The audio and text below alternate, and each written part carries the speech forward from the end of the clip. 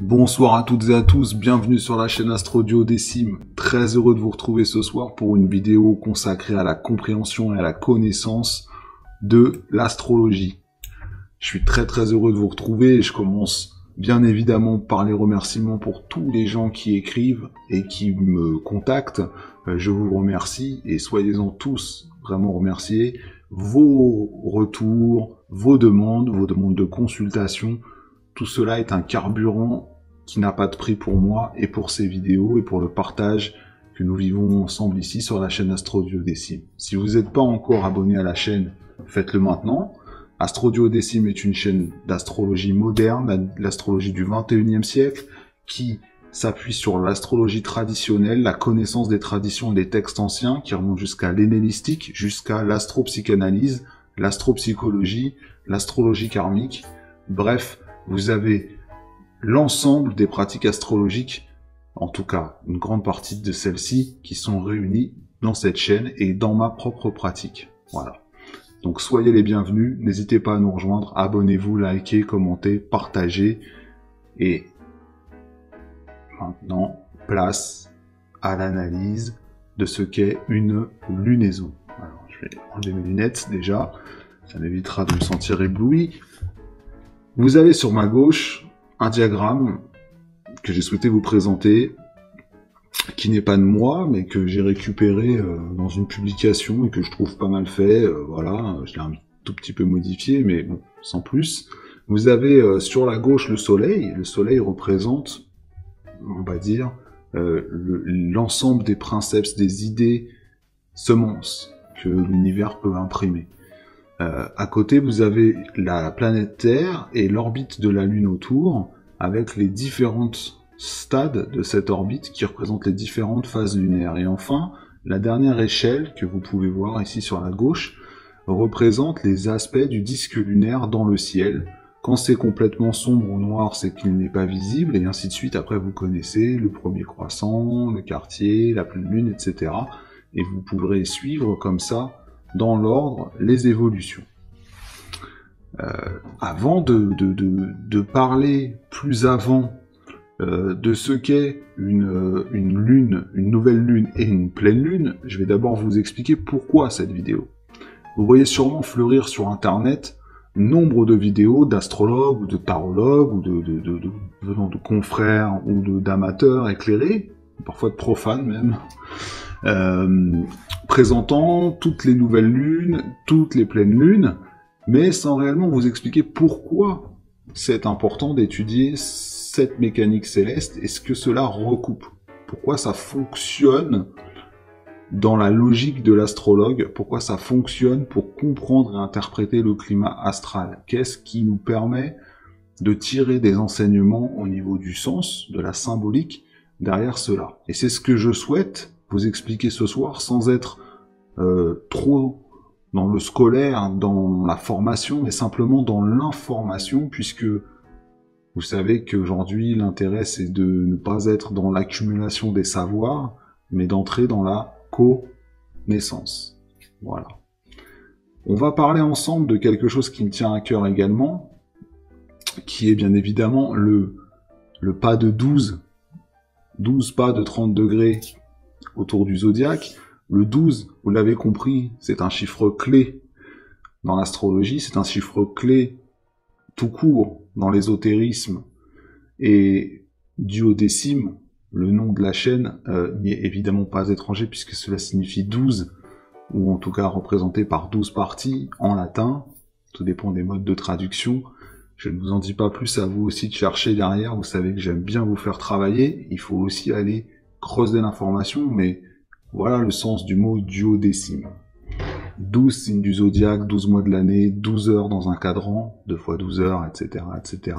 12 ans pour que Jupiter revienne à son point originel dans le zodiaque. 12, très important.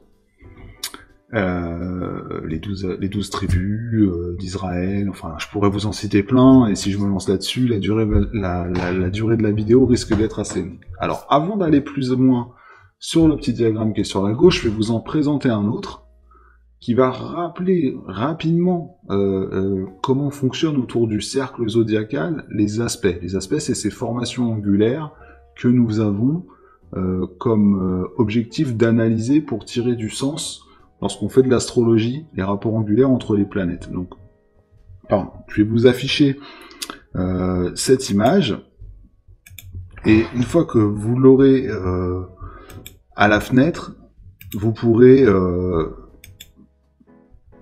si toutefois elle accepte de s'afficher, voilà qui est fait. Vous avez maintenant à l'écran un petit schéma qui vous récapitule ce qu'est le phénomène qui va d'une conjonction à une autre conjonction. Alors pourquoi je vous explique cela et pourquoi je vous montre cela? Parce qu'il faut comprendre qu'une nouvelle lune, c'est d'abord une conjonction. Et vous voyez, c'est ce qui est représenté sur le schéma. Sur la gauche du schéma, vous avez la lune en noir et le soleil. La lune est noire car elle est face, enfin plus exactement, elle est alignée avec le soleil et la terre. Donc à ce moment-là précis, la partie de la lune qui est éclairée, c'est la partie que l'on appelle la face cachée de la lune, et on ne perçoit pas, nous, observateurs terrestres, son disque réfléchissant la lumière du soleil, puisque la partie qui est éclairée, en fait, n'est pas tournée vers nous. C'est le point zéro, c'est le germe, c'est l'existence subjective d'une nouvelle prise de conscience qui va s'imprégner au travers de la conjonction solilunaire, donc de la nouvelle lune. Et la lune après va commencer son périple tout autour du zodiaque, et elle va former et rappeler les différents aspects. Donc un aspect, je vous rappelle que au centre, là c'est pas figuré, imaginez la Terre ou le sujet, le personnage quand il s'agit d'un individu, et c'est l'angle qui est formé entre deux corps célestes. Donc, par exemple, deux corps célestes se rejoignent comme ça, et on va mesurer l'angle entre les deux, et c'est ça qui forme les angles de 30, 60, 90, etc. Donc, on voit les mouvements de la Lune qui rappellent ces angles, et ces angles, qui sont des aspects en astrologie, ont des noms qui commencent à vous être familiers à l'oreille: demi-sextile pour l'angle de 30 degrés, sextile pour l'angle de 60, le carré à 90 degrés, le trigone à 120 degrés, le quinconce à 150, puis l'opposition. Vous voyez que le disque solaire et le disque lunaire se font face, et la Lune réfléchit totalement la lumière du Soleil dans l'opposition et dans l'illumination symbolique. Voilà le sens d'une pleine lune. Qu'est-ce qui se cache derrière le mot pleine lune? Eh bien, c'est une illumination symbolique, c'est la réalisation, la prise de conscience complète d'une nouvelle idée semence qui a eu lieu à la conjonction solilunaire, donc à la nouvelle lune. Puis après, c'est comment cette information se dissémine dans la partie évolutive, dans l'hémicycle évolutif, autour de nous, dans le sujet et autour du sujet ou sur la planète en général, avec les mêmes aspects, à savoir à nouveau un quinconce, mais cette fois-ci décroissant. On a le trigone décroissant, le carré décroissant, le sextile décroissant, le demi-sextile décroissant, et on retourne à une nouvelle conjonction. Donc voilà comment s'organisent rapidement les différents aspects, et vous voyez qu'on retrouve le pas de 12. Il y a 12 pas, il existe d'autres aspects, hein. Mais ça, ce sont les 12 principaux. Ils ne sont pas tous dits majeurs, il y en a certains qui sont mineurs, mais voilà le pas de 12 que forme la Lune au travers des 12 signes. D'où l'importance de la symbolique du 12. Allez, je vous propose de revenir à l'écran avec moi. On va parler maintenant de ce qui se situe donc sur ma gauche et que vous pouvez observer. Alors, quand on étudie une pleine lune, qu'est-ce qu'on fait en tant qu'astrologue?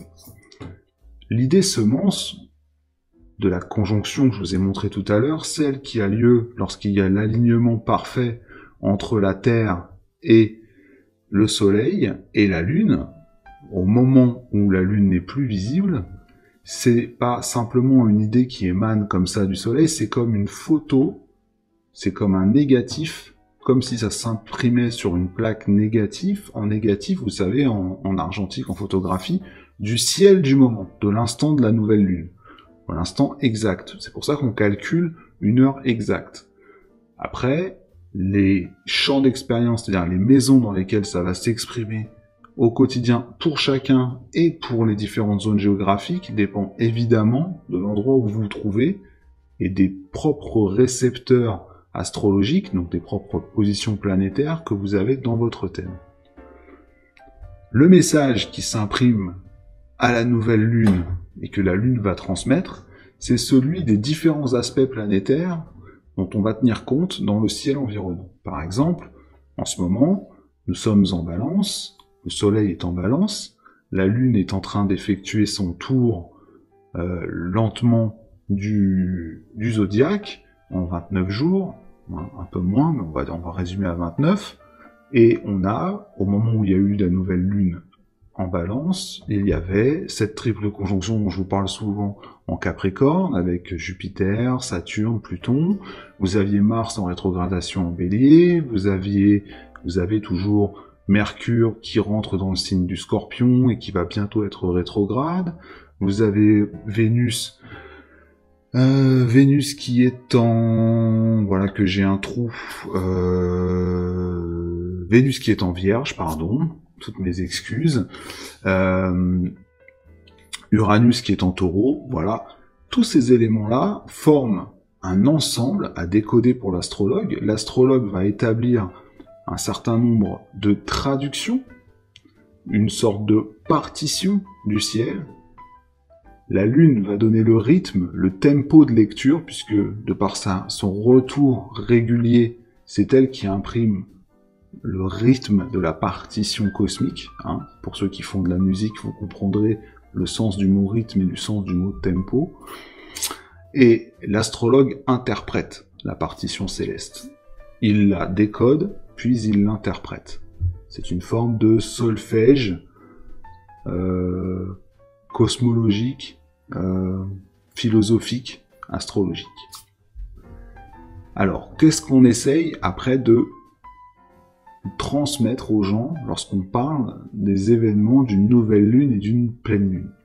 Eh bien, on comprend, on va dire, le climat astral global, général, qui s'est imprimé virtuellement dans la Lune. La Lune sert de catalyseur au moment de la nouvelle Lune, donc au moment de la conjonction. Donc, quand la conjonction s'est effectuée, la Lune se charge de la symbolique du ciel de l'instant de la nouvelle Lune, de la conjonction Soleil-Lune, Soleil lunaire, et elle va la disséminer sur le rythme qu'on a vu précédemment. D'abord dans un premier hémicycle qui va de la nouvelle Lune, tout en bas, là vous pouvez la voir sur le schéma, tout en bas à gauche, jusqu'à la pleine Lune, donc c'est ce qu'on appelle l'hémicycle d'involution. Donc là, le changement va d'abord être intérieur. L'idée va d'abord nous pénétrer le champ de conscience, l'inconscient collectif et l'inconscient personnel. C'est symboliquement les signes qui vont du Bélier jusqu'au premier signe collectif, la Balance, quand il y aura l'opposition de 180 degrés. Je ne parle pas des lunes en Balance ou en Bélier, je parle symboliquement les 360 degrés du cercle, rappelle la distribution des signes du zodiaque sur la bande zodiacale, en commençant par le Bélier et en finissant par le Poisson. Donc symboliquement, la Lune fait la course qui va des valeurs du Bélier jusqu'aux valeurs de la Balance dans le premier hémicycle qui va nous conduire à la pleine Lune. Donc elle va former au tout départ, elle est noire pendant 2-3 jours, c'est-à-dire qu'elle est pas visible, elle est encore inconsciente, elle n'a pas encore émergé à notre conscience. C'est les 30 premiers degrés, c'est, je dirais, la période, entre guillemets, Bélier, valeur Bélier de la lunaison. Et puis arrive le premier croissant. L'idée émerge, c'est la période Taureau, entre Taureau et Gémeaux.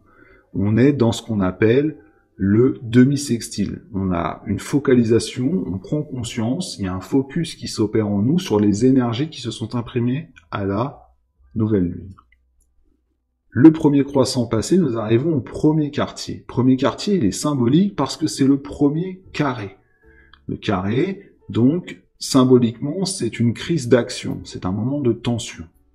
En hémicycle involutif, donc à l'intérieur de nous, il est vécu comme un stress si l'information qui nous parvient du ciel du moment et en rapport avec notre thème de naissance n'est pas exprimée par une action. C'est-à-dire que si on n'agit pas, si on n'adapte pas notre comportement aux informations et aux ressentis que l'on a, on le vit comme un stress intense, subjectif.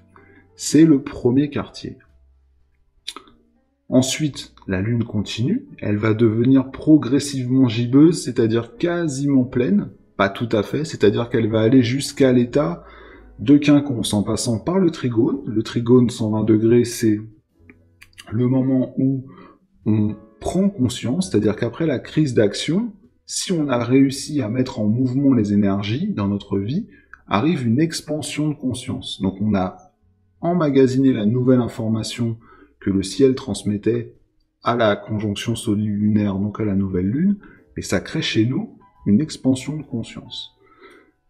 Et on va arriver jusqu'au quinconce. Quinconce, c'est quelque part, je peaufine cette idée, je l'améliore, et on arrive à la pleine lune, à l'opposition, à 180 degrés, je prends pleinement conscience, j'ai l'illumination, c'est-à-dire que l'information qui a été imprégnée dans la lune au moment de la nouvelle lune devient manifeste dans ma conscience et dans ma réalité, et je l'ai complètement conscientisé.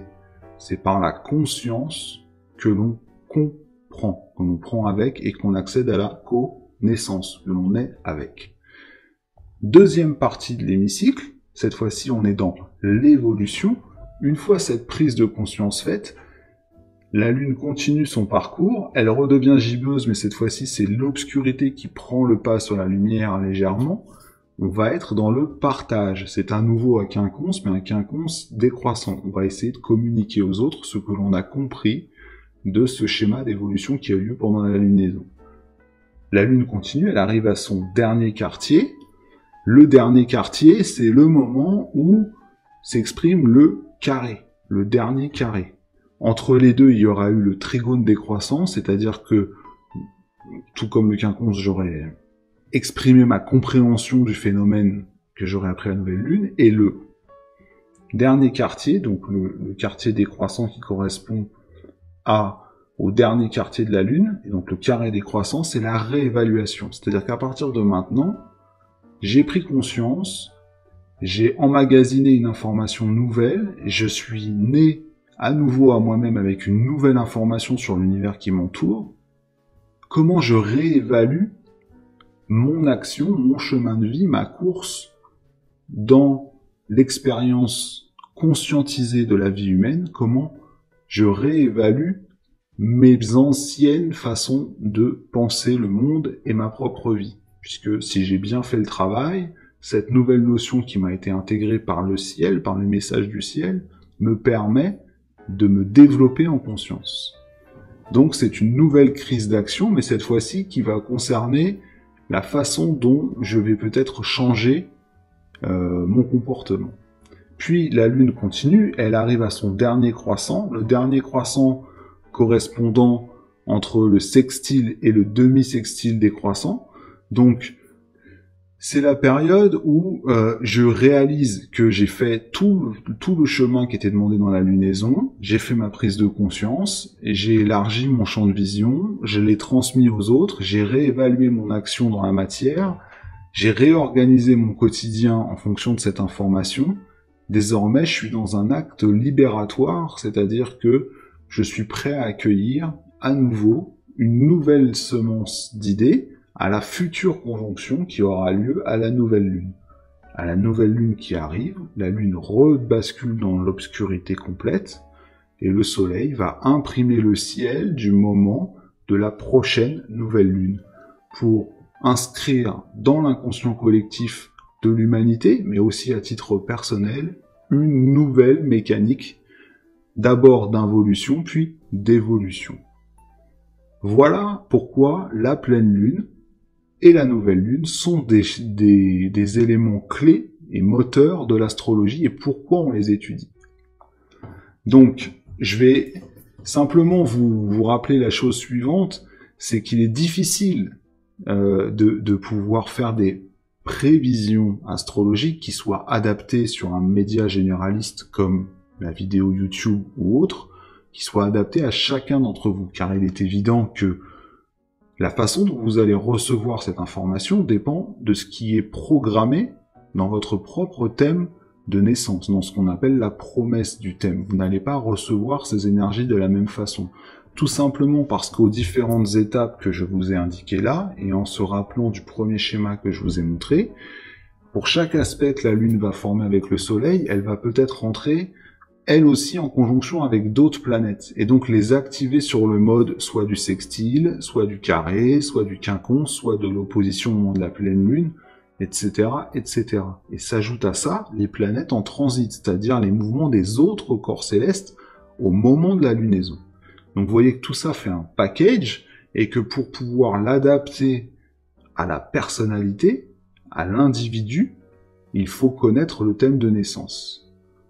Pour ça, vous avez bien évidemment des professionnels, dont je fais partie, qui sont les astrologues, et qui peuvent vous dire, voilà, lunaison importante, si vous voyez par exemple dans une vidéo traitant des nouvelles lunes ou des pleines lunes, que cette période vous parle, fait écho à des choses que vous avez détectées sur votre thème, c'est l'occasion de contacter votre astrologue, c'est l'occasion de prendre un rendez-vous, et là je vais faire un peu de promo, mais par exemple, si vous me contactez moi, on n'est pas obligé de passer par l'établissement du thème natal complet, donc qui doit coûter 75 €, ou d'un thème natal avec des prévisions sur un an, ce qui représente une centaine d'euros, un peu plus, 120. Il y a des consultations adaptées, qui sont adaptées à tous les budgets, qui valent moins cher qu'une consultation chez un ostéopathe ou chez un spécialiste. Pour ma part, à 39 €, je peux répondre à vos questions. Vous me dites, voilà, j'ai cette problématique et cette lunaison-là, je sens qu'elle la soulève chez moi parce que je me reconnais soit dans les signes qui sont en jeu, soit dans ce que j'ai pu entendre ou comprendre de ce qui a été dit ou de ce que j'ai lu ou vu, et on fait le point ensemble. En général, l'astrologue va pouvoir vous expliquer clairement quels vont être les effets et les domaines de votre vie qui vont être impactés par cette nouvelle lune. Dans l'idéal, comme pour un dentiste, il faudrait le faire à toutes les lunaisons. Évidemment, ça demande un budget, et ça dépend du train de vie de chacun. Le faire 2-3 fois par an, 4 fois c'est pas mal, parce que 4 fois ça correspond aux 4 équinoxes, enfin plus exactement aux 2 équinoxes et aux 2 solstices, c'est-à-dire aux périodes charnières des mouvements des saisons. Voilà, ça permet de réactualiser les choses. Si vous n'êtes pas dans une démarche de vous faire expliquer votre thème natal, qui là est encore une démarche plus approfondie, mais qui a un budget un peu plus conséquent. En tout cas, j'espère que vous avez compris l'intérêt de suivre les vidéos, et pas que les miennes, hein, les vidéos de toutes les consoeurs et tous les confrères qui font la même chose. Voilà pourquoi il est intéressant de s'intéresser aux vidéos des nouvelles lunes et des pleines lunes, parce qu'au-delà du climat général qui s'imprime, vous comprenez le mécanisme qui sous-tend cette logique et comment il nous impacte.